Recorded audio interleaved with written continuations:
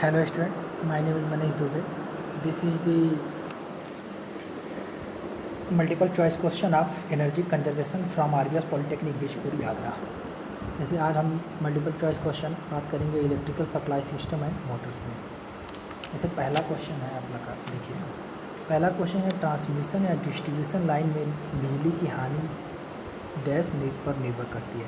जैसे मैंने बताया था ट्रांसमिशन या डिस्ट्रीब्यूशन लाइन जो होती है, ट्रांसमिशन या डिस्ट्रीब्यूशन लाइन मीन्स जैसे आप लोग मैंने बताया था कि इलेक्ट्रिसिटी का जनरेशन कहीं और होता है, पावर का जनरेशन कहीं और होता है ना, दूर होता है ना। ऐसे तो घर में तो ऐसा नहीं करते हो, घर में पावर को जनरेट करते हो, बिजली बनाते हो, फिर घर में सप्लाई करते हो, ऐसा नहीं है। कहीं पावर जनरेशन होता है दूर, वहीं से इलेक्ट्रिकल सप्लाई हमारे घरों तक पहुँचता है। तो इलेक्ट्रिकल सप्लाई पहुंचाने के लिए बड़े बड़े तार लगाए जाते हैं, वायर लगाए जाते हैं, जो इलेक्ट्रिसिटी को एक जगह से दूसरी जगह ले जाते हैं, हमारे घरों तक पहुंचाते हैं। तो जो भी लाइन बिछाया जाता है या वायर जो यूज किया जाता है, उसमें बिजली की हानि हो किस पे निर्भर करती है, यही पूछ रहे हैं। जैसे मैंने बताया था कि जो भी इलेक्ट्रिसिटी का लॉस हो वो हर जगह लॉस होता है। क्यों? क्योंकि जो वायर होता है ना वो परफेक्ट नहीं होता, उसमें कुछ ना कुछ रजिस्टेंस होता है। जैसे आप लोग ओम्स का नियम बताया था मैंने, H=I²RT मीन जो लॉस होगा हीट के फॉर्म में होता है। तो किसी का रजिस्टेंस के कारण, प्रतिरोध के कारण तो होगा ही होगा, और करंट के कारण भी होगा। जो करंट बह रहा है, देखो आई करंट भी होगा और डिस्ट्रीब्यूशन और रजिस्टेंस भी होगा। समझ में आ गया? और लाइन की लंबाई मीन्स जैसे वायर को कितना लंबा बना रहे हो। जैसे लाइन की लंबाई में जैसे आप लोगों को एक और बताया था, R=ρL/A होता है ना। जैसे रजिस्टिविटी अपन एरिया, तो जो भी रजिस्टेंस होता है वो किस पे डिपेंड करता है, लेंथ पर भी। अगर मान लो वायर की लंबाई अधिक रहेगी, अधिक दूर तक वायर को ले जाओगे तो रजिस्टेंस अधिक होगा। जब रजिस्टेंस अधिक होगा तो हीट ज़्यादा निकलेगा। हीट निकलना मतलब लॉस होगा। समझ गए? कोई भी वो वायर होता है, वो दुनिया में कोई चीज़ आइडियल नहीं, हर वायर में कुछ ना कुछ रजिस्टेंस। जैसे कॉपर का यूज करते हैं और एलुमिनियम का ज़्यादातर यूज करते हैं, तो एलुमिनियम की रजिस्टेंस अधिक होता है, कॉपर का रजिस्टेंस थोड़ा सा कम होता है। इसलिए कॉपर का वायर अच्छा होता है कंपेयर टू एलुमिनियम पे। तो किस पे डिपेंड करता है, लाइन में करंट पर भी, लाइन का प्रतिरोध में भी, लाइन की लंबाई पर भी। तो ऑप्शन हो जाएगा उपरोक्त सभी। जैसे अगला क्वेश्चन है मोटर की गति द्वारा को बदला जा सकता है। जैसे मोटर की गति मैंने बताया था, मोटर क्या होते हैं, मोटर में नॉर्थ पोल होते हैं, साउथ पोल होते हैं, स्टार्टर होता है, रोटर होता है। जो रोटर होता है वही रोटेट करता है। तो आपूर्ति की आवृत्ति में परिवर्तन करके इससे भी बदला जा सकता है। पोल्स की संख्या, पोल्स मीन्स क्या, नॉर्थ पोल और साउथ पोल को चेंज कर दो, वो संख्या बढ़ा दो या घटा दो, उससे भी चेंज हो जाएगा। मल्टी स्पीड वाइंडिंग का भी प्रयोग करके आप गति द्वारा को बदला जा सकता है। तो ऑप्शन हो जाएगा उपरोक्त सभी। अगला क्वेश्चन है ट्रांसफार्मर किसके सिद्धांत पे काम करता है। जैसे जो भी ट्रांसफार्मर आप लोग यूज करते हो तो किस पे सिद्धांत, जैसे मैंने बताया था ट्रांसफार्मर क्या होता है। ट्रांसफार्मर एक वोल्टेज को मीन्स हाई वोल्टेज को कम करता है, कम वोल्टेज में परिवर्तित करता है, या लो वोल्टेज को हाई वोल्टेज में परिवर्तित करता है। ट्रांसफार्मर सिर्फ वोल्टेज रेगुलेशन के काम में आता है, वोल्टेज को परिवर्तित है, बाकी कुछ के लिए काम नहीं आता है। तो ट्रांसफार्मर में मैंने बताया था प्राइमरी वाइंडिंग होती है और सेकेंडरी वाइंडिंग होती है। तो जो प्राइमरी वाइंडिंग में करंट यहाँ पे वहाँ से जोड़ दिया जाता है। मान लो 33 kV को हमें परिवर्तित करना है 440 वोल्ट में, तो क्या करोगे, इसको कम करना है वोल्टेज को। तो जहाँ से सप्लाई आ रही है उससे सप्लाई से जोड़ दो, तो क्या होगा, इसके चारों ओर मैग्नेटिक फील्ड जनरेट हो जाएगा। मैग्नेटिक फील्ड इसी पर इंड्यूस होकर जाएगी। जैसे प्रेरण क्या होता है, प्रेरण मैंने जैसे किसी चीज़ से प्रेरणा लेना मतलब क्या होता है कि किसी से कुछ सीखना मीन्स किसी से कुछ लेना। तो उसी तरह से जो भी ये सेकेंडरी वाइंडिंग है, इससे क्या ले रही है, इससे क्या ले रहे हैं, इससे मैग्नेटिक फील्ड जो भी है इसके चारों जनरेटर उसी को वही जा रहा है यहाँ पे, उसी कारण EMF जनरेट हो जाता है। EMF के कारण इसमें करंट फ्लो होना स्टार्ट हो जाता है। तो ऑप्शन क्या आंसर हो जाएगा, विद्युत चुम्बकीय प्रेरण द्वारा। अगला क्वेश्चन है AC मोटर की गति निर्भर करती है। अभी मैंने बताया जो मोटर होता है उसमें पोल्स होते हैं, स्टार्टर होता है, रोटर्स होता है। ये मैंने बताया फ्रीक्वेंसी पर भी निर्भर करती है, नंबर ऑफ पोल्स पे भी। तो ऑप्शन कौन सा हो जाएगा, दोनों A एंड B।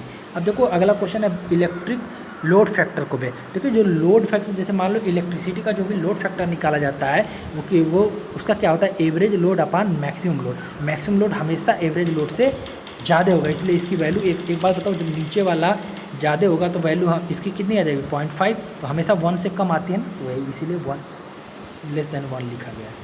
अब देखो अगला क्वेश्चन, एमार्फस कोर ट्रांसफार्मर के लाभ क्या है। अभी मैंने बताया ट्रांसफार्मर क्या करता है, वोल्टेज को रेगुलेट करता है, वोल्टेज को कम या ज़्यादा करता है। जैसे जो भी ट्रांसफार्मर होगा मैंने बताया था उसमें लॉसेस बहुत होते हैं। लॉसेस मीन्स जैसे कोर में जो एक कोर होता है, कोर बना होता है, कोर में लॉसेस होते हैं, वाइंडिंग में लॉसेस होते हैं, तो हिस्टेरिसिस लॉसेस सब बताया था मैंने, एडी करंट लॉसेस होते हैं।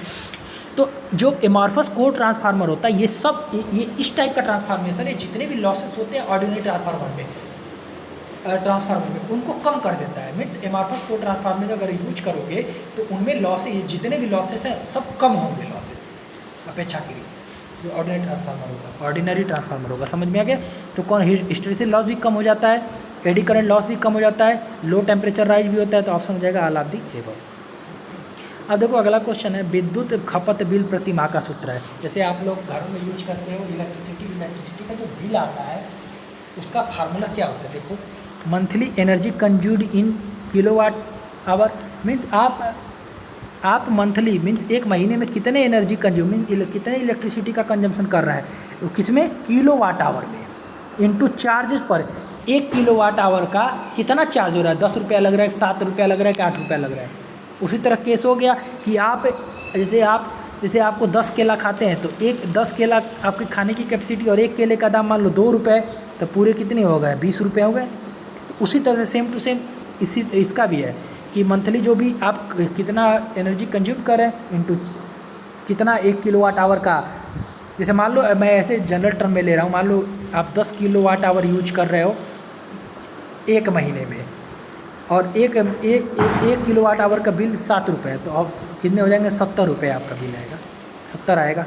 तो ऑप्शन कौन सा हो जाएगा, ए ऑप्शन 70, यह ऑप्शन सही।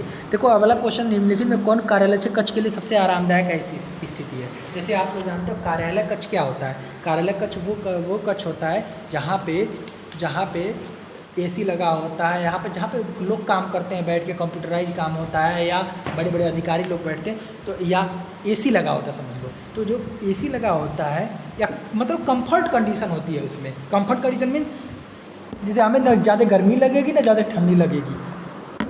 देखो जैसे मैंने बताया था रूम का एवरेज टेम्परेचर कितना होता है। रूम का टेम्परेचर आप लोग जानते हुए 25 डिग्री सेंटीग्रेड होता है या 27 डिग्री सेंटीग्रेड मान लिया जाता है। तो जो भी जैसे यहाँ पे इसमें डीबीटी है, डीबीटी मतलब होता है ड्राई बल्ब टेम्परेचर। आप लोग आरएसी में पढ़े होंगे ड्राई बल्ब टेम्परेचर और वेट बल्ब टेम्परेचर। देखिए ड्राई बल्ब टेम्परेचर या वेट बल्ब टेम्परेचर क्या दिखाता है, ये टेम्परेचर को मेजर करता है। जैसे ड्राई बल्ब टेम्परेचर आपका मेजर करता है जो भी ड्राइनेस, आप लोग जानते हो एयर का जो क्वालिटी होती है, जो हमारे वायुमंडल में जो एयर होता है उसमें 2 तरह के होते हैं।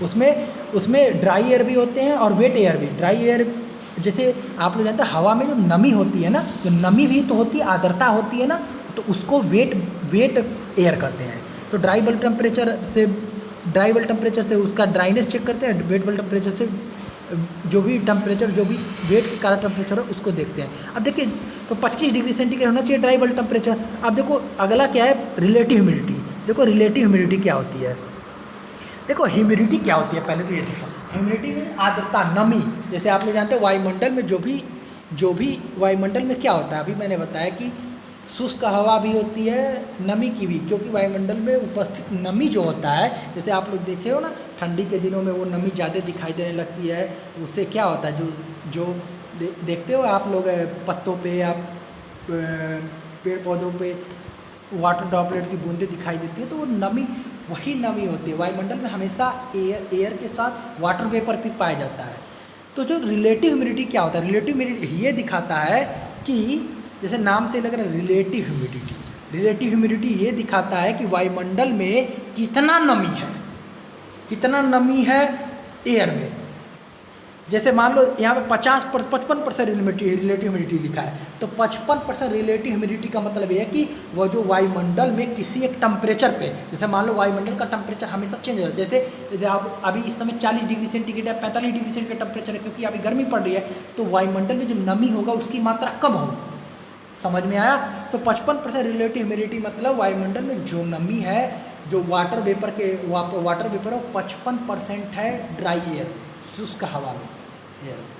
समझ में आया, ये होता है। और एक पर्टिकुलर टेम्परेचर पे 40 डिग्री सेंटीग्रेड पे 30 डिग्री सेंटीग्रेड, क्योंकि टेम्परेचर के साथ भी रिलेटिव ह्यूमिडिटी चेंज होती है। जैसे आप लोग यूज करते हैं, थोड़ा सा मैं बता दूँ, कूलर और यूज करते हो और एसी यूज करते हो ना, तो आप लोग सोचते हो कि कूलर का हवा चिपचिपा होता है, एसी का हवा चिपचिपा क्यों नहीं होता है। चिपचिपा मीन्स जैसे आप लोग देखते हो कूलर क्या करता है, कूलिंग भी करता है और ह्यूमिडिफिकेशन करता है।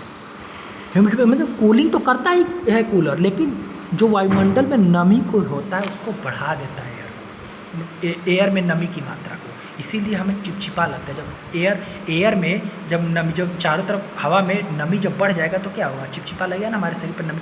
लेकिन एसी क्यों ज़्यादा अच्छा लगता है ठंड में, गर्मी में, क्योंकि एसी करता है कूलिंग भी करता है और डीह्यूमिडिफिकेशन करता है। डीह्यूमिडिफिकेशन कूलिंग तो करेगा, ठंडा तो करेगा ही। डीह्यूमिडिफिकेशन में जो भी एयर में हवा में नमी की मात्रा को घटा देता है, तो जब इसीलिए हमें चिपचिपा नहीं लगता है। समझ में आ गया। चलिए आज के लिए इतना ही, धन्यवाद।